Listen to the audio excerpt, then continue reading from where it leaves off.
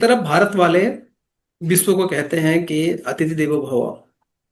ठीक है, और दूसरी तरफ से वही भारतीय समाज में आज भी भेदभाव, ऊंच नीच दिखाई देता है। इतना ही नहीं बल्कि जी। जो समाज अपने आप को सबसे ऊपर मानता है, उस समाज में भी आज भी दहेज उत्पीड़न जैसी घटनाएं होती हैं। आज सुबह ही मैं अखबार पढ़ रहा था, तो ऐसे मतलब केस पढ़ रहा था मैं कि मतलब मेरे आंखों में आंसू आ गए उस केस को पढ़ने के बाद कि यार इतने समृद्ध परिवार की वो लड़की है और बहू है, उसके बावजूद भी उसके साथ दहेज उत्पीड़न का केस हो रहा है। तो ये इसको आप कैसे देखते हैं? और ये तो नॉर्मल बात है दीप जी, जैसे मैंने अभी डिस्कस किया कि ये सारी चीजें आप डेली पढ़ लीजिए, न्यूज़पेपर भरा पड़ा है और आप सोशल मीडिया भरा पड़ा है। मे भी अभी सोशल मीडिया अच्छे से एक्टिव है और बहुत सारी चीजें देखने में आती हैं कि ये हो रहा है। तो ये तो नॉर्मल बात है, ये सब होता ही है समाज में। इस सोसाइटी ने इसको इतना नॉर्मलाइज कर दिया है कि कोई बात ही नहीं है, कोई इस पे मतलब ठीक है पढ़ा और भूल गए कि डोमेस्टिक वायलेंस हो रही है। इतने अच्छे तरह से माँ बाप अभी बच्चियों को पढ़ा रहे हैं, जॉब भी कर रही हैं बच्चियां, फाइनेंशियली भी हेल्प करती हैं अपने फैमिली को, अपने हस्बैंड को।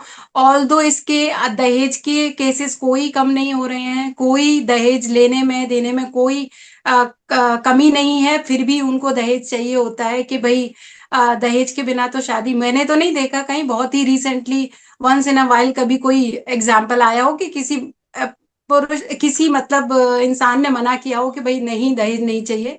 तो दहेज नहीं चाहिए तो उस तरीके से गिफ्ट चाहिए, किस मतलब उसका रूप बदल देते हैं। लेकिन आज भी इसी सोसाइटी में अच्छे परिवारों में भी दहेज लेने की देने की परंपराएं बिल्कुल सुचारू रूप से वैसे ही चल रही हैं जैसे कि पहले के जमाने में चल रही थी। तो आज भी वही केसेस हैं देखने के लिए। तो इसके लिए मेरा मानना ये है कि मैं तो बच्चियों से और महिलाओं से ये कहना चाहूंगी कि भाई आप पढ़िए, और माँ बाप से ये रिक्वेस्ट करना चाहूंगी कि प्लीज अपने बच्चियों को पढ़ाइए और उनको पैरों पर खड़े जब तक वो ना हो जाए। फाइनेंशियली इंडिपेंडेंसी बहुत जरूरी है दीप जी। फाइनेंशियली इंडिपेंडेंट हो जाएंगी औरतें तो मुझे लगता है इन केसेस में काफी हद तक सुधार आएगा। कोई भी औरत किसी भी तरीके का डोमेस्टिक वायलेंस क्यों सहन करती है? इसलिए करती है कि वो जाए कहाँ। हमारी सोसाइटी में इस तरीके के मापदंड बनाए गए हैं कि भाई शादी कर दी बेटा अब मत घर आना।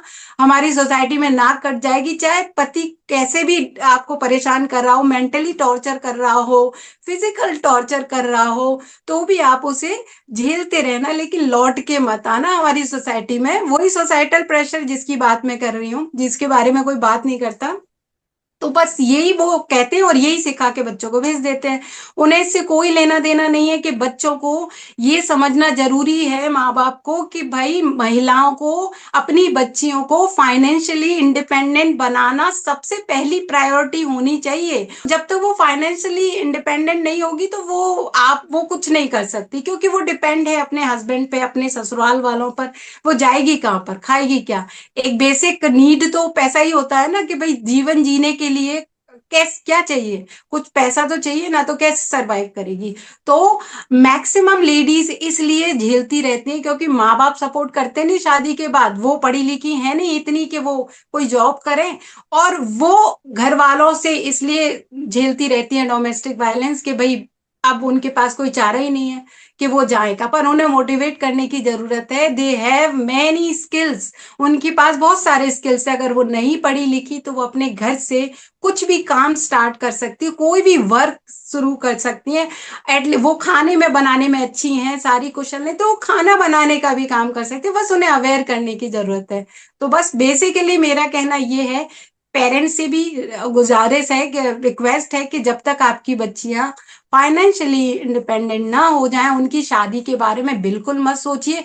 चाहे सोसाइटी कुछ भी कहे, कितनी भी बड़ी हो जाए बच्ची आपकी, जब तक आप उसे अपने पैरों पे खड़ा ना कर दें, जब तक उसकी शादी करने की जरूरत नहीं है। तो काफी के मुझे लगता है सोसाइटी में काफी बदलाव आएगा अगर बच्चियां फाइनेंशियली इंडिपेंडेंट हो जाएंगी।